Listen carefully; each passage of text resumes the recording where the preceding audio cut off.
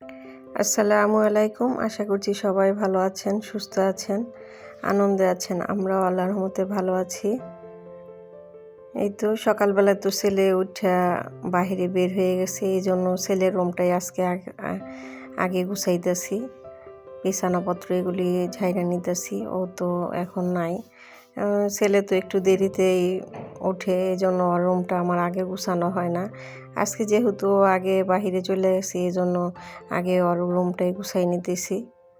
এই যে কাপড় চোপড় এলোমেলো কইরা রাইখা চলে যায়। কালকে তো শুক্রবার ছিল, পাঞ্জাবি পইরা তারপরে নামাজে গেছে, এগুলি এইভাবে রেখে দিছে। এগুলি গুছাইয়া রাখলাম। আমি সবসময় সকালে আগে ঝাড়া মোছা, তারপরে অন্যান্য কাজকর্ম করি। ঝাড়া মোছাটা আগে শেষ করে নিই।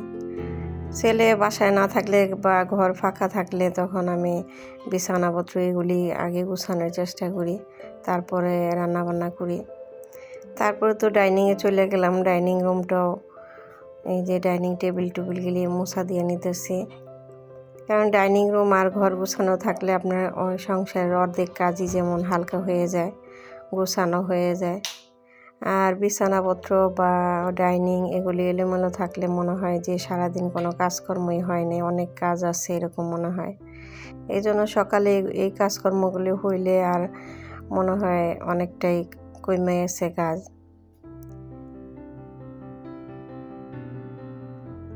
আমি তো এই যে ডাইনিংটাও গুছাই নিলাম। ডাইনিংটা গুছাই নিয়ে এখন আমি আমার অন্য যেগুলি আছে ফার্নিচার, ঘরের জিনিসপত্র এগুলি করে নিব। এই যে তোয়ালিটাও ঝাইরা নিলাম। আমার মেশিনের উপরে যেই তোয়ালিটা থাকে, এটার মধ্যে অনেক সময় এমনি আইসা ঘুমায় থাকে, এই জন্য এমির পশম বা ধুলা পড়ে, এই জন্য প্রায় আমার প্রতিদিনই এটা ঝাড়তে হয়। তারপরে তো জুতার র্যাকের উপরে অনেক কিছুই রাখছি, জুতার র্যাকটাও পরিষ্কার করে নিতেছি। ঘরে তো ধুলাবালি সারাক্ষণ হইতেই থাকে, আবার সারাক্ষণ পরিষ্কারও করতে হয়। এর মধ্যে তো মেয়ে বলতেছে আমার ক্ষুধা লাগছে, আমার রুটি বানাই দাও। আজকে একটা ফাঁকিবাজি রান্না করলাম আর কি, রুটি কাই করলাম না, এমনিতেই একটা ডিম দিয়া আর চিনি দিয়া গোলায় একটা চাপটির মতো বানাই দিলাম ছোট মেয়েরে। ও ছোট মানুষ, যেটা দিই সেটাই খায়, অত একটা বোঝে না যে কি দিলাম বা না দিলাম। আজকে এমনিতে ভালো লাগতেছে না রুটি বানাইতে, এই জন্য আর রুটি বানাইলাম না। এই যে আটা গোলায় নিচ্ছি, এখন এটা আমি চাপটি বানাই দিব আর কি। তারপরে তো রান্নাঘরে চলে গেলাম। রান্নাঘরে যাওয়ার পরে যে আমি তাওয়া বসাই দিছি, এখানে আটাটা দিয়ে একটু গোল কইরা চাপটির মতো বানাই দিব। চিনি দিছি, সাথে ডিম দিছি, একটু কালারটা অন্যরকম হয়েছে, খাইতেও ভালো লাগছে। আমি অবশ্য বেশি একটা খাই নাই, আমার ছোট মেয়ে খাইছে। ও একটু চিনি দিয়ে এরকম কিছু পরোটার মতো বানাই দিলে পছন্দ করে। এই যে পরোটাটা তো আমার, পরোটা বা চাপটি যেটাই বলেন, অনেকে এইভাবে পরোটা বানায় দেখি, তাই বানাই নিলাম। এই যে প্রায় তো হয়েই গেছে, এখন আর একটু ভালো করে ভাজবো। ভাজার পরে আমি পরোটাটা নামাই রাখবো। একটু বেশি ভাজলে আর কি একটা গ্রান বের হয়, তখন পরোটার মতোই লাগে। চাপটি নাকি অত একটা বোঝা যায় না। অনেক সময় আর কি রুটি বানাইতে মনে না চাইলে, ইচ্ছা না করলে এরকম করে বানাই দিই। ছেলে তো নাস্তা তেমন একটা খাইতে চায় না, এই জন্য ওর জন্য পেরেশান নাই। ছোটো মেয়েটা আছে, ওর জন্যে আমার একটু নাস্তা বানাইতে হয়। আর আমার আপুদের ভাইয়াদের বলতেছি, আমার ভিডিওটা যদি আপনাদের ভালো লাগে অবশ্যই একটা লাইক দিয়ে দিবেন, কারণ আপনাদের একটা লাইক আমার খুব প্রয়োজন। আর চ্যানেলটা অবশ্যই সাবস্ক্রাইব করে রাখবেন, আমার পাশে থাকবেন। তারপরে তো আমার রুমে আইসা পড়লাম। মেয়ের তো নাস্তা দিয়ে দিছি, মেয়ে নাস্তা খাইতেছে। এরপর আমার রুমে আইসা পড়লাম, আমার রুমটা একটু গুছাই নিতেছি। আমার রুমে বিছানাপত্র তো আগেই গুছাইছি, তারপর এখন একটু হালকা ফার্নিচারগুলো ঝাড়া মোছা করে নিতেছি।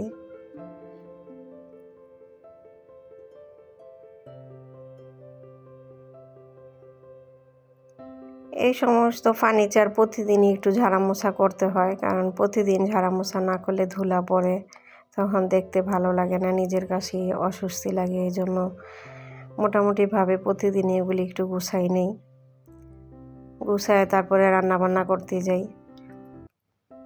আর 2-3জন মানুষের মধ্যে রান্নাবান্না তেমন লাগেও না। গুছানোর কাজ হইতেছে, এর মধ্যে দেখি একটু মেঘলা মেঘলা করছে। তারপরে একটু বাহিরে আসলাম, বাহিরে আইসা এই যে একটু ভিডিও করে নিতেছি। মেয়ে তো বলতেছে আম্মু আমি ভিজবো বৃষ্টিতে। আমি কি না, বৃষ্টিতে এমন একটা হয় না, এই বৃষ্টিতে ভিজতে হইব না। হালকা পাতলা গুড়ি গুড়ি 2-1টা ফোঁটা পড়ছে, তেমন একটা হয় নাই।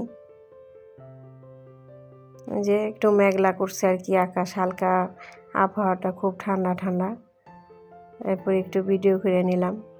এটা আমার বাসার কাছে আর কি। তারপরে তো রান্নাঘরে এসে পড়লাম, ঘরের কাজকর্ম তো শেষ। মাছটা তো আমি আগেই ভিজায় রাখছি।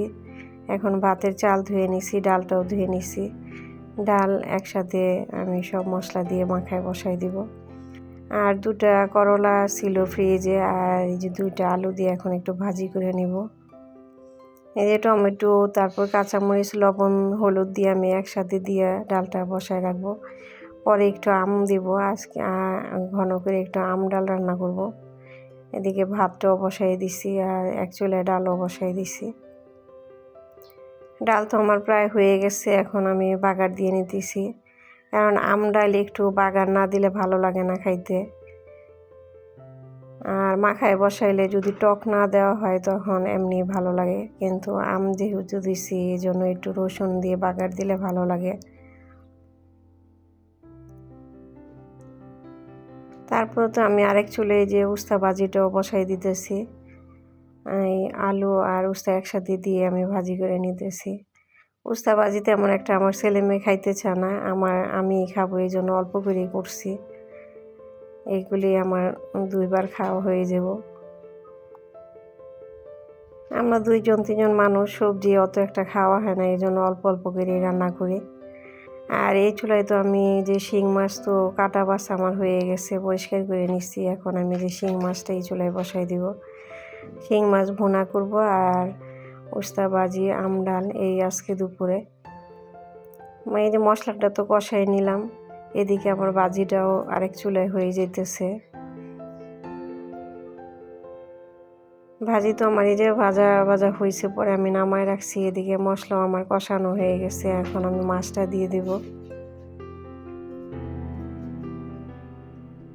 এই মাছটা আমি আরও কয়েকদিন আগে আনছিলাম, মাছটা রান্না করা হয় নাই, আজকে বের করলাম।